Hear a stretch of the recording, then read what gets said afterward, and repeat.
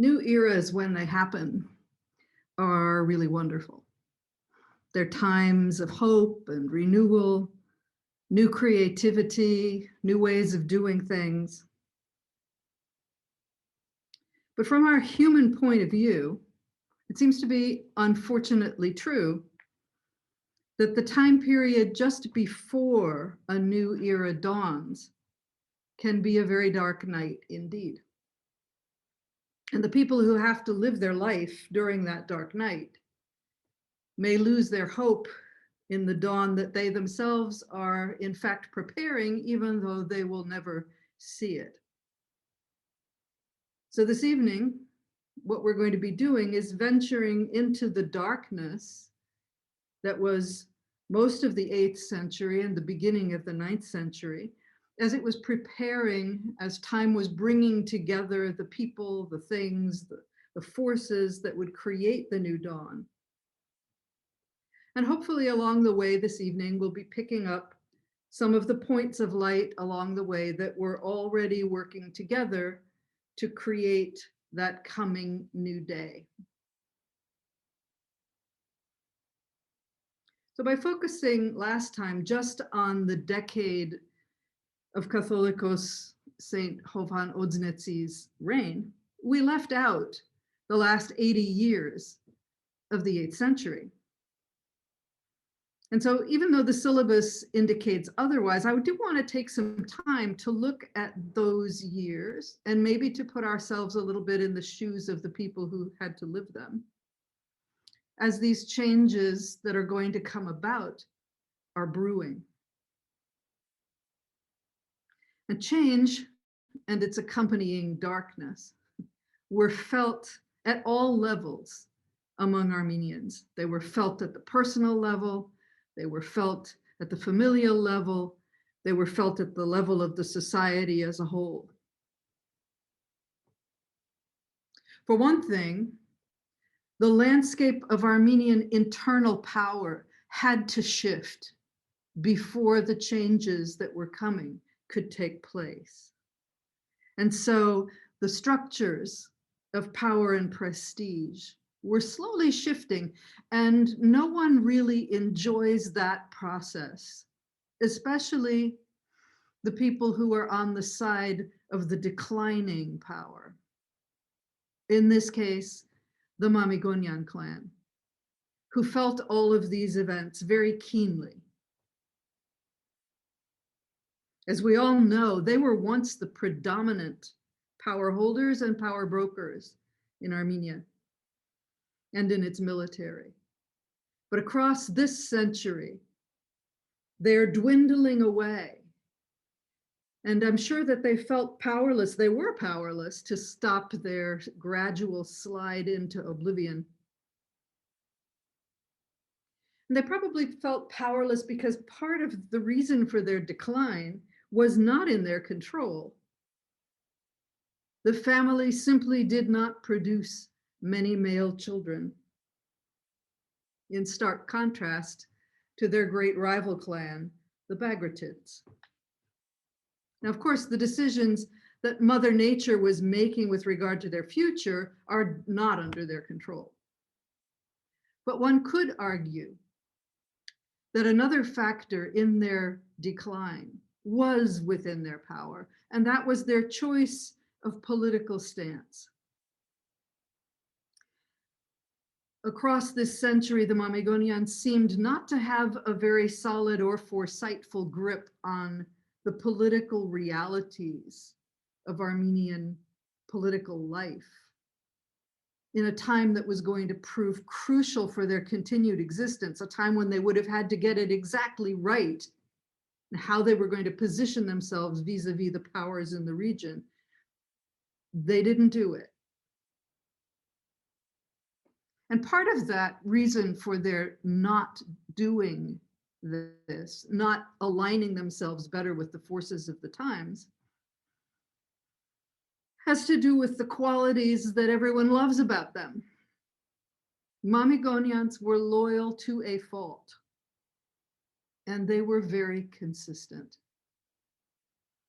And so they continued to pursue policies that had worked for them in the 5th century. They maintained their staunch Christian faith, coupled with loyalty to the Byzantine Christian state. This kind of loyalty is very admirable. But the 8th century Byzantine Empire was not the same as it had been in those early days. And so it's not surprising that in a time when the empire to which they were so loyal was weak, the Mamigonians' loyalty did not benefit them. And so the family who had given us the heroic episodes of Avarair and its follow-ons find themselves in the 8th century on the verge of extinction. To give you an example of the consistency of their stance, in the days of Hovhan Odznetsi's second successor, Katolikos Turdat I, Krikor Mamigonian led yet another unsuccessful rebellion against Arab rule. And when things did not go well, he fled into Byzantium, leaving behind large numbers of his family and retainers. And those Mamigonians who remained in their traditional lands found that they had to make deals with the rival Bagratid clan, who had no reproductive challenges, in order to go on surviving. This was a territorial disaster for the Mamigonians. They lost their traditional province of Taron, they lost their land in Khalat, they lost Mush. All of that was simply gone. And in order not to lose any more, to try and hold on to what they had, marriages were arranged between the female children of the family and important figures. And so Prince Samvel II Mamigonian married his daughter to Sambat Bagraduni, who was the constable, the military head of Armenia. And it was a good choice, this one, because her son Ashot, who earned himself the name Ashot Musager, Ashot the meat eater, because he didn't think very much of Lent or the Lenten regulations, and he didn't choose to abide by them. So he got stuck with that name. Ashot Musager became forefather of the Bagratid rulers of Armenia and of the former Mamigonian province of Taron. And so even though Mamigonian blood was not dominant in the rising royal house, it was there. It was just an undercurrent, whereas it had previously been very open and dominant. But interestingly, it wasn't the Bagratunis who put an end to the Mamigonians. It was an upstart clan, probably not in their own eyes, but in the eyes of others. The last reigning Mamigonian prince, Mushekh VI, died in battle against Muslim forces in a rebellion in 775. We'll mention this again later. His two sons took refuge in the Armenian province of Vaspuragan. Unfortunately, Prince Mehrujan II Ardzruni, instead of welcoming them, murdered them, and then married their sister to a Muslim named Jahab el-Qais, who was a tribal chief, had settled in Armenia, and had seized part of the former Mamigonian lands. We saw them at the beginning, I don't know if you remember, in the first lecture, we saw them on a map as the Qaisid Emirate, occupying a portion of what had been Mamigonian territory. And so we looked at the Mamigonian lands above and below them and noticed how they grew. Well, even though this is not, in our view, maybe the most desirable outcome, this marriage did keep alive a secondary line of part Mamigonians, the Qaisid dynasty. And they became the most powerful Muslim Arab emirate in the Armenian highlands. Again, not openly under Mamikonian control, but with a Mamikonian undercurrent. Other part Mamikonian lines also survived in Byzantium. We've mentioned before that the Iconodule Empress Theodora and her brothers probably had some Mamikonian blood in their veins. There were also Mamikonian secondary lines in Sassoon.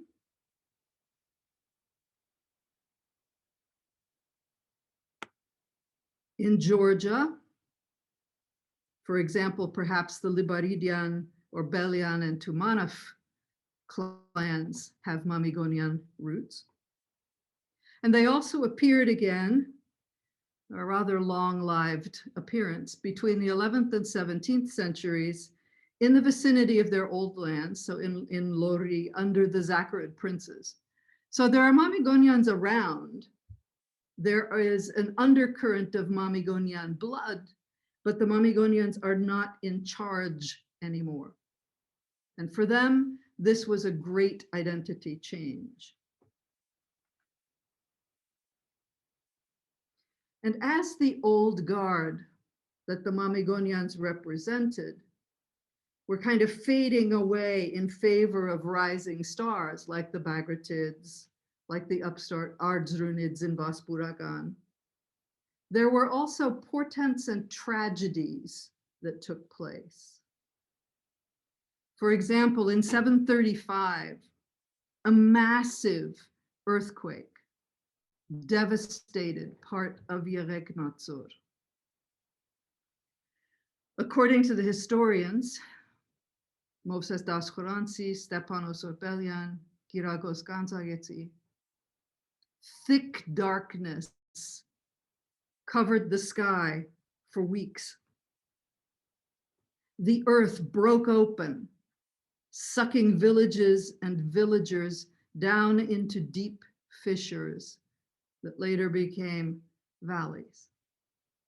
The ground rippled like liquid, with tremors ongoing for 40 days. People thought that the world had come to an end, and at least 10,000 people perished. And the historians say that the voices of many could be heard from beneath the ground, giving rise to the etymological story that the area was later named Vayotz because of this tragedy. So out of this horrific event, eventually grew the beginning of a new Armenian cultural phenomenon that would only flower fully several centuries later. After a very slow, arduous recovery of this region, Vayotz became home to around 24 important monastic centers, including Noravank, its summer residence at Arates, the monastery of Surpsion, and Kuntevank.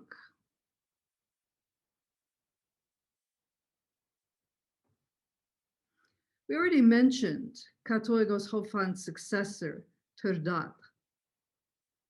He and Tavit, the Katoigos between Hofan and Turdat, had to deal then with the aftermath of this earthquake.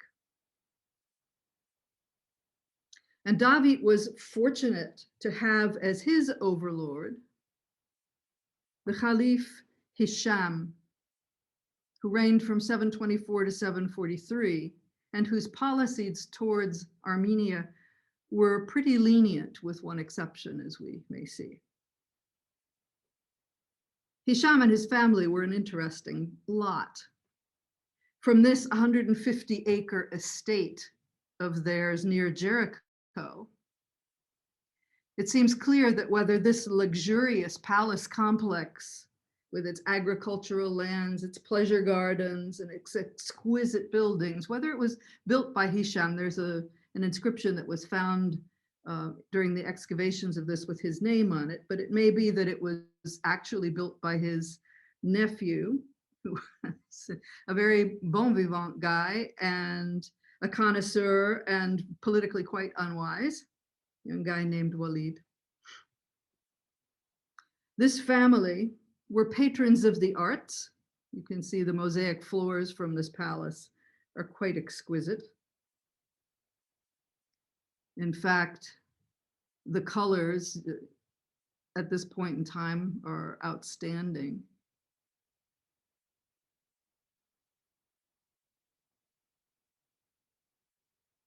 And the patterns are really outrageous.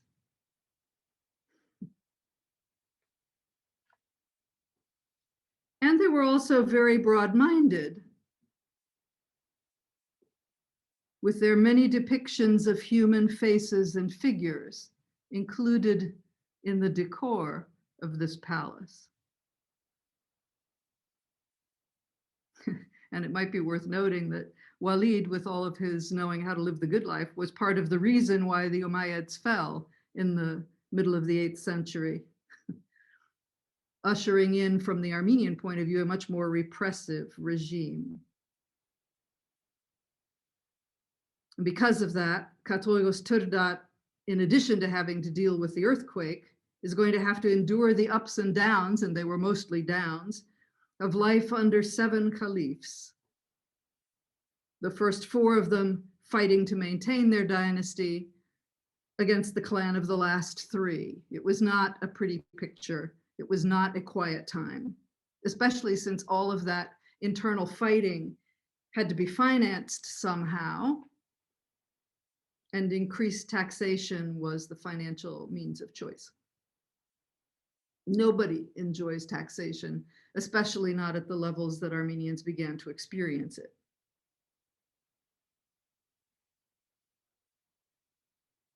Turdat's reign also saw the last of the real Mamikonian rebellions against Islamic rule. Headed by Krikor and David Mamikonian, who had been prisoners in Islamic territory, they returned to Armenia with a very, very deep grudge against people like the Bagratids, who had supported the Islamic government. And we've mentioned this already in the context of the Mamikonian clan decline, but it really bears stating that this was an incredibly ugly episode, one of the kind that nobody wants to have in their history, and certainly no one wants to dwell on. We mentioned that the princes were killed, but the servants of one of them blinded a Bagratuni prince in response. And those things were not pleasant processes. Armenian on Armenian violence is part of the darkness of this century. And so although we're not going to dwell on it, it bears mentioning in passing. And we don't know what kind of a position Katolikos Turdat took on this internal clash. But the Islamic crackdown in the wake of this rebellion was severe. Taxes were no longer being collected from communities as a whole, but from individuals, including individuals recently dead, whose families had to pay on their behalf. Yeah, you think the IRS is bad. And from church institutions too, which had always been tax exempt under the Umayyads. And the authorities were serious about tax collection. One historian tells us that when you paid your taxes, they hung a lead seal around your neck so that it would be really easy to spot the people who had not paid taxes yet.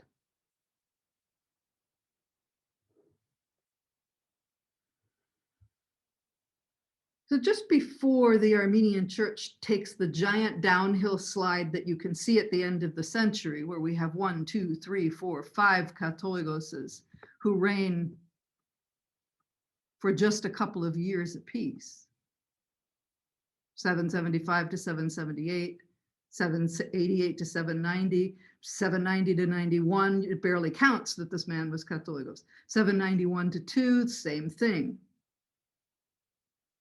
Just before this slide, this downward decline, there was a little moment of light, a moment of respite.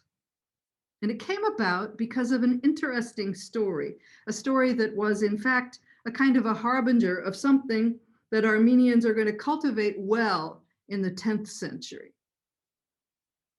You see that the last Katoigos in black there is Sion the First. Well, before he became Katoigos, Sion Vavonetsi was the archbishop of the province of Achzenik. And just so you know where it is, you can see it here at the southern edge of Armenia in red. And Sassoon is one of its regions.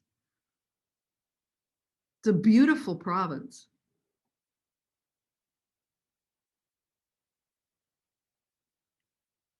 With quite wonderful scenery and antiquities.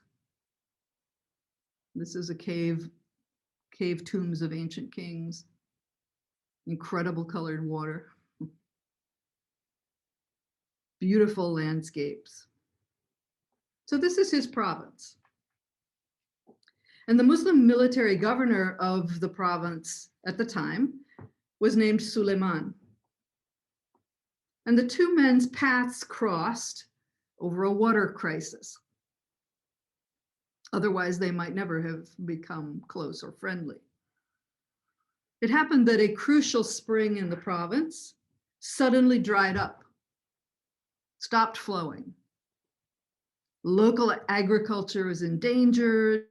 The spring was very important for irrigation of crops. People were upset with the governor for not finding a solution, and things were getting tense between the inhabitants and the overlords. And so Bishop Sion stepped into the situation. He called for, you would expect this from a bishop, he called for a day of prayer and fasting to ask for divine help with this issue. And there was an all-night vigil, which the Muslim governor also attended. And in the morning, the people set out from the church for the spring in a nice procession. When they got to where the spring had been, more prayers were said. And then channeling his inner Moses, you can imagine, the bishop struck the spring with his staff with a cross on the end of it. And it was a gesture that both Christians and Muslims would recognize because it comes from the story in Exodus, where Moses brings forth water from the rock by hitting it with his staff. And who knows what was in the Katoigos' mind at that exact moment, but I imagine he was just a little nervous. What happens next is really, really important. And lo and behold, there was a gurgling noise and some things started bubbling up and the spring began to flow again. You can imagine how relieved he was, but also how relieved Suleiman was and how grateful to the future Katoigos for having pulled this off and saved his bacon as well, if you can say that about a Muslim. And the two men bonded after this. Suleiman had great appreciation, affection, and reverence for Sion's sanctity. And so much did he appreciate the bishop that when Katoigos Turdat died, Suleiman insisted that only Sion could be his successor.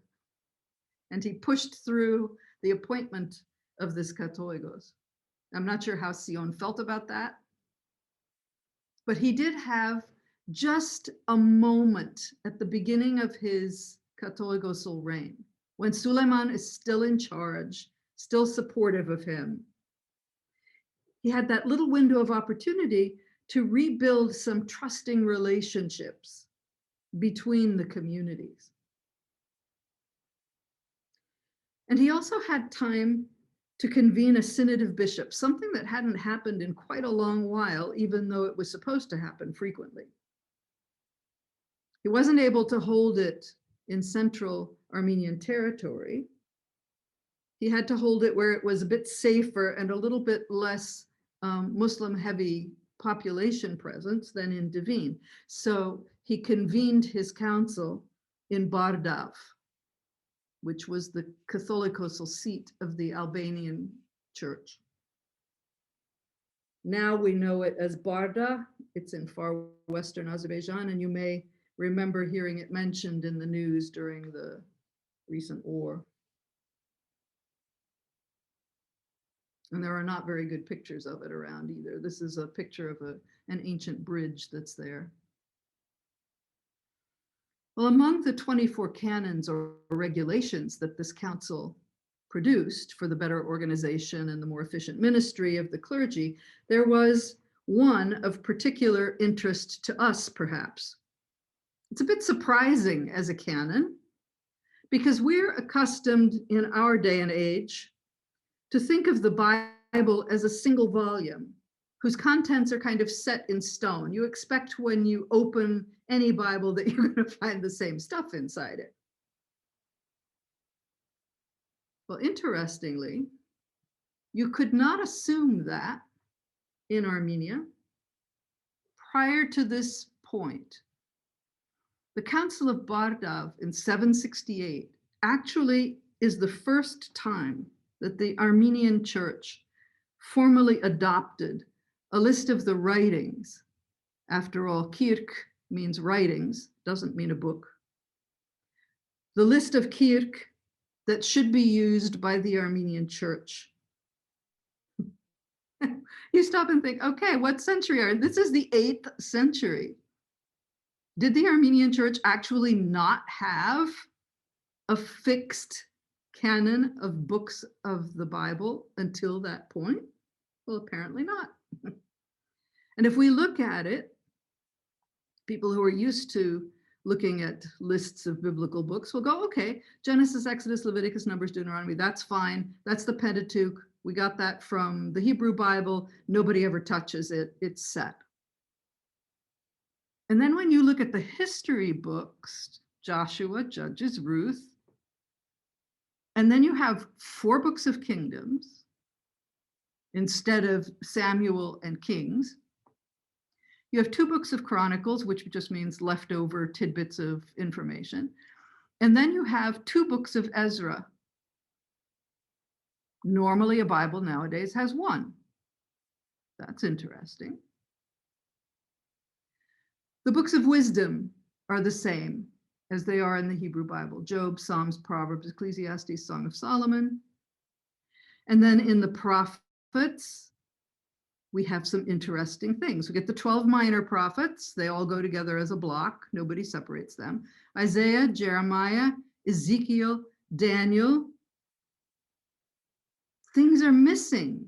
If we were to compare a normal Bible nowadays with this list, we would go, wait a minute, what happened to the books, the historical books of Nehemiah, Esther? What happened to the so-called apocryphal books, Judith, Tobit, the Maccabees, the Book of Wisdom, the Book of Sirach?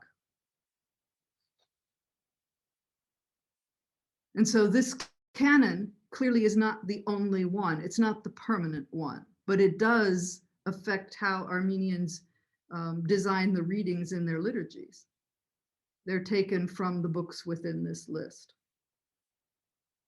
In later centuries, every Vartaberagan school, or many of them, would have its own list of biblical books, biblical kir, that were used as part of their curriculum for preparing priests and teachers. So that's just kind of, to my mind, an interesting aside.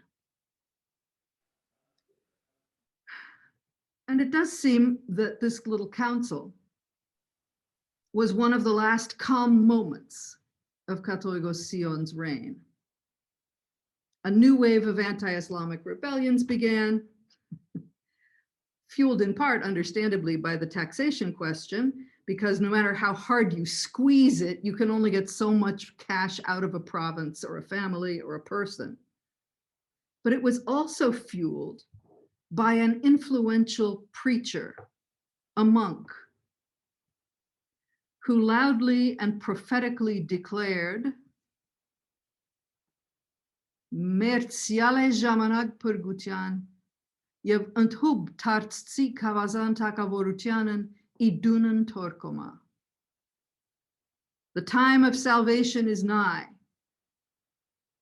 and soon the scepter of kingship will return to the house of Torkom. Well, the words nigh and soon are relative terms. And so, yes, the preacher was right from one point of view. In the larger scheme of things, a century or so is really nothing. But from the point of view of a human whose lifespan is somewhere between 50 and 80 years long, he was devastatingly off. And many people lost their lives because of what he was saying. People who expected in their lifetime to see the scepter of authority return to Armenia as an independent country, and who rebelled against the Islamic authorities on that basis, were in for a terrible shock. And suffice it to say, the inaccuracy of this prophecy, which was true, it just was mistimed, caused terrible chaos. And so the last year of Katoliko Sion's life was spent seeing the consequences of these rebellions for his already suffering flock. And of course, the historian Ervine has absolutely nothing good to say about this monk, feels he must have been a fake monk. He was certainly, selling them a load of hot air. And the monk even persuaded people who normally were quite level-headed in their politics that it was worth fighting to the death at this particular moment in time. Even though someone like one of the Ashot Bagradunis would say clearly, and he knew, I know the mentality of the Muslims. They will not cease and desist until they have gotten what they want, until they have gotten their way. And yet they fought. And so the last Catholicoses of the century presided over a time of poverty, martyrdom, emigration of Armenians who were forced out of their lands by their inability to pay the taxes, a vacancy that opened the way for new Muslim colonies to be implanted specifically by the caliphate, who was on the one hand getting rid of populations that they didn't want near their own power center by sending them to Armenia, but they were also planting these things where they could separate the Armenian populations in such a way that unity would be almost impossible. So it's a terrible thing. But in a time when other clans were fleeing the region, the half Mamegonian, half Bagraduni prince Ashot Masakir seized the opportunity to fill the political vacuum that their drain of power left behind. And he cultivated good relations with other members of his own clan in other provinces and in Georgia. He began functioning as the de facto head of many areas that had been left without oversight. And by 804, 806, he was so important that the Muslim government decided to use him instead of to try and fight him. And they named him Prince of Armenia. That's a step forward. In spite of opposition from certain Muslim Armenians, including one of the Islamicized branches of the Mamegonians called the Abul Jahaf, he succeeded not just in holding power during his own lifetime, but he succeeded in passing it on to his two sons. His son Bagrat inherited the title Prince of Armenia, His son Sambat became Sparabet, head of the military. So something new is happening. Armenians are being recognized once again as the rightful power brokers of their own land. Now, more steps are going to be needed before a Bagratid kingdom could finally emerge. Because after all, as one of them had said earlier, the Muslim government does not like to quit until it gets its own way. And so there are still Muslim governors, there are still Muslim tax collectors in the province of Armenia until the middle of the 9th century. And at least 2 of those tax collecting governors were notorious for their cruelty. And so there are some wonderful stories about them and their encounters with Armenians who didn't like them. But by the time Ashot Musagir's grandson, also named Ashot, this is going to be, as we'll see, a very sweet quality of the Bagratuni clan, but also very confusing. Everybody is named after their grandfather or an uncle or something like that. And so the names Ashot, Sambat, come up again and again and again and again. And it takes some doing to figure out which one you're talking about. But as you can see on the chart, we have Ashot Bagratuni. If you look at the 3rd section in, the one that says Armenia at the top, right about the middle, Ashot Bagratuni's name is there, and a nice long period of reign, 851 to 890. This is Ashot Musagir's grandson.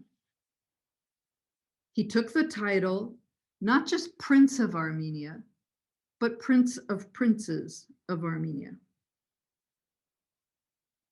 He was able to do this and later to grow that title because crises that had been brewing for some time were going to seize on both the Byzantine dynasty and the Caliphate simultaneously.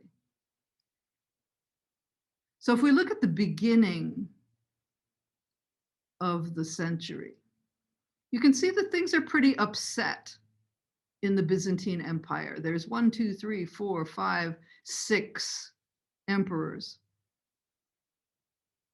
in the first half of the century. Whereas the Caliphate is doing pretty well. You have the great Caliph Harun al-Rashid, and then you have 3 more. It's not too bad. But then as you go down, you say, what in the world is happening in the Caliphate? Because starting in 861, you have 1, 2, 3, 4, 5 caliphs in quick succession, and then the dynasty comes to an end and there's nothing below it. That's a crisis.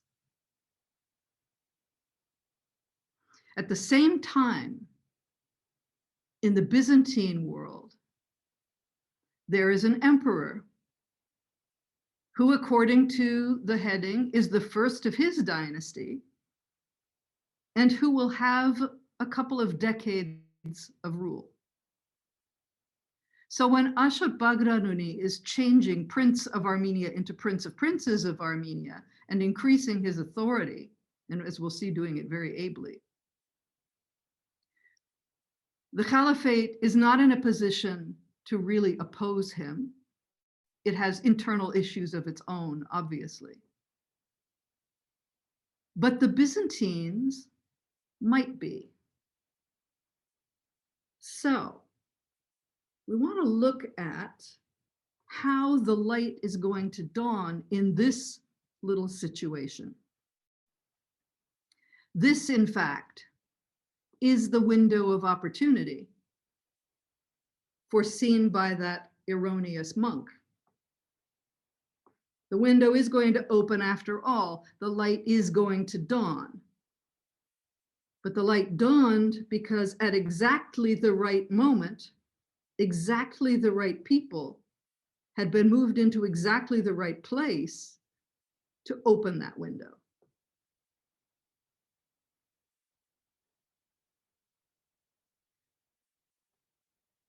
So just a few years after Ashot Bagratuni, well, it's not just a few, it's 851 to 867. So he's been in control in Armenia for a decade and a half.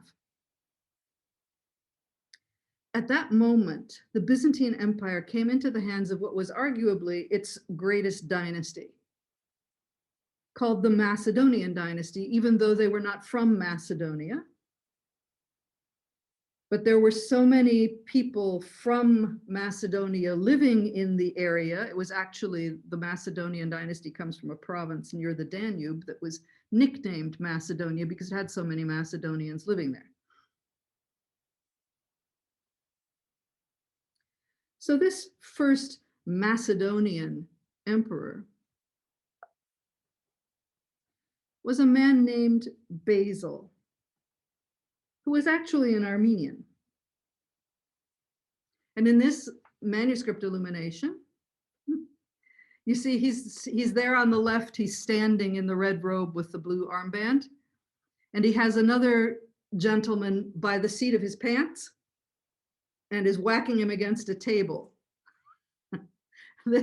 So this illustration shows Basil beating up the Bulgarian champion wrestler, whom we are told he crushed like a wisp of straw. A sign of his great physical prowess, which of course was a nice qualification for being emperor.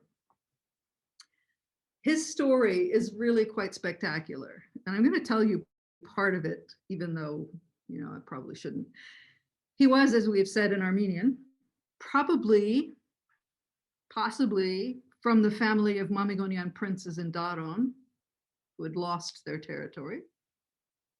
Although he later made for himself a family tree that attached him to the Arshagunis. He spoke Armenian as his first language, and we're told that he spoke Greek with a thick Armenian accent. If he hadn't been such a strong person, people might have been tempted to make jokes about it. And his story is really a great one about being in the right place at the right time, in the right frame of mind to take advantage of it, and not having too strong a moral sense to get in your way. So it started like this. Basil got into the civil service when he was a young man, as a reward for having stepped in order to control the Emperor Michael's unruly horse. So there's some kind of a parade or something, and the emperor is on his horse. The horse is spooked, the horse is jumping around. Basil just walks over, takes the horse back under control, calms the beast, and the emperor felt that he had actually saved his dignity, if not his life. And so the Emperor Michael was grateful, invited the young man into his entourage, and they actually became good friends. They got to be such good friends that eventually Emperor Michael felt that he could ask Basil for a really, really big, top secret favor. And so Basil ended up marrying Michael's mistress so that she could spend more time in the palace legitimately closer to Michael.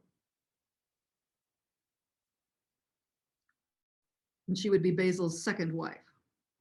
Now, you hear that and you might think, what in the heck? Why in the world is he doing this? Oh, first of all, why would the emperor ask? He must have really trusted Basil. And then why would Basil say yes to this strange, awkward situation? Basil is no fool. Basil was a very astute chess player. And at this point, he had studied Michael's character very well. And he knew that this awkward move could very well pay him big dividends. And in fact, it did. Basil's rise from the emperor's stable boy to the emperor's friend and benefactor, to co-emperor, Michael then promoted him, to the emperor's assassin and the sole ruler of Byzantium, took him only 9 years. To win the emperor's trust, to do the emperor favors, to be promoted to the highest point possible, and then to kill off the emperor and take his place. 9 years. As we said, you don't want to have too big a moral conscience to hold you back if this is the trajectory you choose for life. And the dynasty that Basil founded was a lasting, well-connected dynasty. Even the usurpers in this dynasty, as we'll see later, were Armenians, men of prowess or cunning that would have been worthy of Basil himself. So Basil knew what he owed to the divine for his promotion. He knew how important to him his Armenian roots were. And so when he came to the throne, he asked Prince Ashot to provide him with a crown from Armenia as a token of his Armenian identity. And so quite predictably, when Ashot himself came to be crowned finally in 885, we'll get to that in a moment, Basil sent him a crown as well. Again, not just as a thank you for what Ashot had done for him earlier, but also thinking ahead. And so Ashot, when he becomes Ashot the First, when he becomes King Ashot the Great, got to be both a protege of the Byzantines and an appointment of the caliphate, situating him perfectly to control the Armenian highlands. In this time period, when we are on the cusp of an Armenian kingdom and we are in the midst of an Armenian dynasty in Byzantium, there were many Armenians in high places. Many people got promoted. And these people were mobile throughout the Byzantine sphere of influence, and they were very ambitious, not surprisingly, considering Basil. Basil's firstborn son, who's shown here on the right with his wife on the back of one of his father's coins, was Leo VI. Here's another nice picture of Leo VI, Leo the Wise, as he was later called, humbling himself before the throne of Christ. And when you look at the close-up of him, you think, oh, Armenian, yeah, he definitely looks Armenian. It was a little bit of a rocky start in life for him with his father because his paternity was probably debatable in Basil's mind. Leah was the first child born to Michael's mistress once Basil had married her. And so Basil could never quite bring himself to full-heartedly love his child. He wasn't quite sure it was his child. And the story of the relationship between this father and son is a real soap opera. Highly recommended reading, but I'm not going to go into it now. There's a limit to how many stories we can do. So Leo VI was served by an Armenian whose name was Melech. Doesn't sound like a very Armenian name. Melech first went to war in Bulgaria for Leo, so he's coming up through the military ranks. And then he governed a province called Lykandos for Leo's government. And we'll look at Lykandos in a minute. It's technically a part of Cappadocia, but it borders on Cilicia. Melech had connections in Armenia as well as in Byzantium. And he was the companion in arms, he was the military buddy of another Prince Ashot, known as Prince Ashot, Yergaina Pazuk. who was a Bagratuni cousin, closely related to Ashot, the prince. And so people who wanted to benefit from those connections would move into Malais province, including three brothers with Mamigonian blood, Basa, Krikor, and Bazunas, but we'll come back to them. And even though Malek got himself involved in a palace scandal over Leo's future father-in-law, again, that's a huge, unbelievable story. Eventually, he was exonerated. He received not just the province of Lycandos, but a huge area to administer for the Byzantine government that stretched from Sebastia to the Taurus Mountains. And he fortified this region. He kept it well. He administered it well. And as part of his fortification project for it, he restored a fortress called Tsamandos, in Armenian Zamantav. We'll come back to that too. That's a name that will become familiar to you when we talk about Cilicia in the next lecture series, if we choose to continue on. In other words, with people like Maleh and all of his friends around, suddenly there's a very highly Armenized political landscape. Armenians are clearly the flavor of the day for the Macedonian dynasty. And their influence was strong enough that the Armenian nobility could reasonably pressure the figurehead Khalif of the day, Al-Muqtamid, to recognize Ashot as king of Armenia. Not just prince of princes, but king. And they hinted very strongly that if he did not recognize Ashot as king and do it quickly, the Byzantines might invade the area in order to put him on the throne. Now, whether this was true or not, who knows? But the Caliph was convinced, and Ashot was crowned in 885 by the Katolikos Kevork, who had the joy of officially making Armenia a kingdom for the first time in more than 400 years.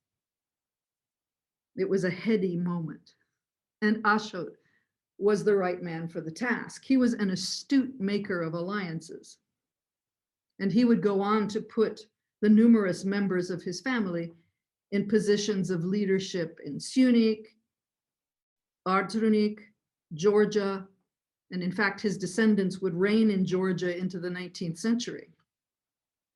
His capital was here. It doesn't look like much nowadays. This is Bagaran. Unfortunately, it's right on the Turco-Armenian border. And so it's a pleasant place. This is a little picture of it. It's a little town. But it's not very well situated for anything other than a clan center. So Ashot's successors are not going to stay there. And although this is getting ahead of ourselves, they had also inherited the ancient fortress of the Kamsaragan clan at Ani. And they turned that into their capital instead, taking advantage of the incredible terrain there, the well-fortified situation. They gradually built Ani into a fortified metropolis that dominated the landscape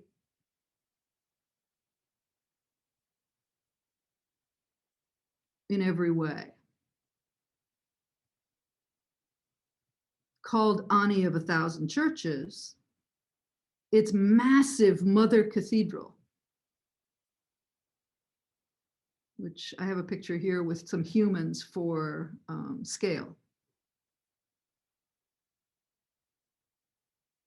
would be finished in 1001, a very significant date, as we'll see when we get to it. Again, I should have humans in this picture for scale too. It's utterly massive. The architect of this church, Turdat, was far ahead of his time in his understanding and his designs. And of course, there's another soap opera story around the building of this cathedral, but we'll get there. And there was a kind of a competition in Ani with the building of spaces for worship. And even in ruined condition, Ani's other remaining churches are architecturally unique, extraordinary.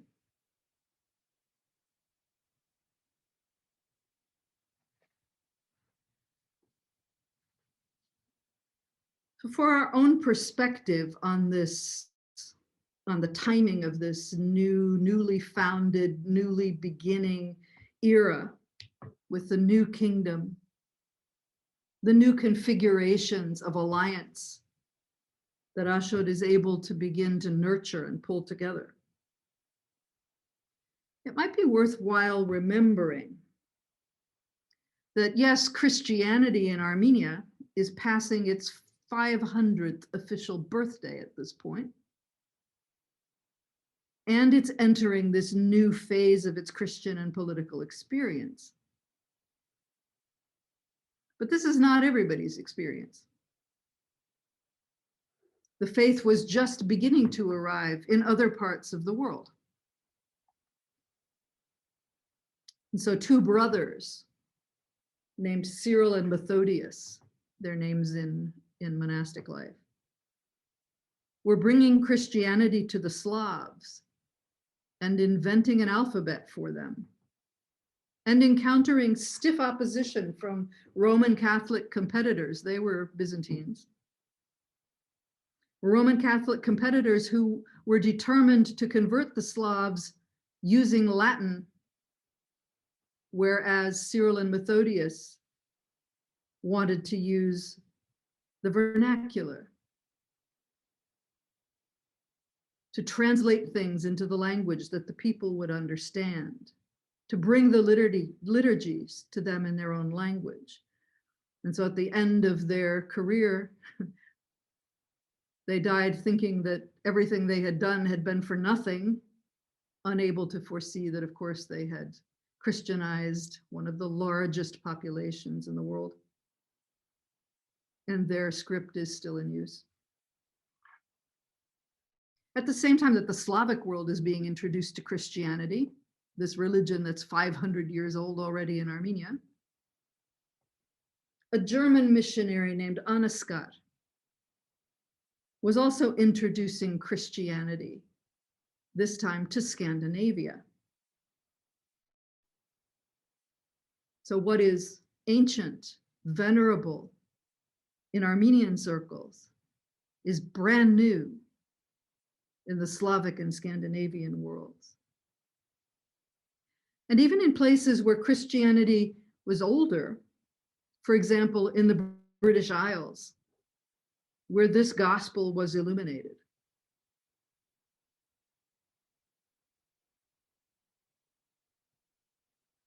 Christian literature was only just beginning to be translated into the vernacular. It had been in the vernacular in Armenian since the 5th century. And in Ireland, where this manuscript page comes from, people were just beginning in the 9th century to think about what the Eucharist actually is, what happens during it.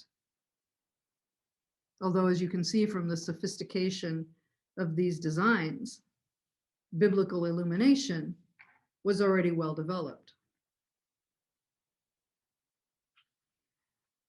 So as we're going to see, going forward into next week, what Armenians do with their ancient Christianity in this new situation is going to give them something of the same experience that these other newly Christianized nations are having. There is a complete renewal, a restoration, a new way of looking at the spirit and spirituality that will come about in the context of the Bagratid kingdom, even though the kingdom does not maintain its unity for very long. It's like everything that comes out of it is this burgeoning of creative expression around the Christian faith. whether it's in terms of spirituality or in terms of architecture and art. And one of the ways that that expressed itself is going to be also in words. And so next time we will look at some of those expressions. We'll spend a little time talking about the early history of the Bagratid Kingdom and its first fragmentations. And then we'll be looking at St. Gregory of Nardek, who is certainly one of the great fruits of this period.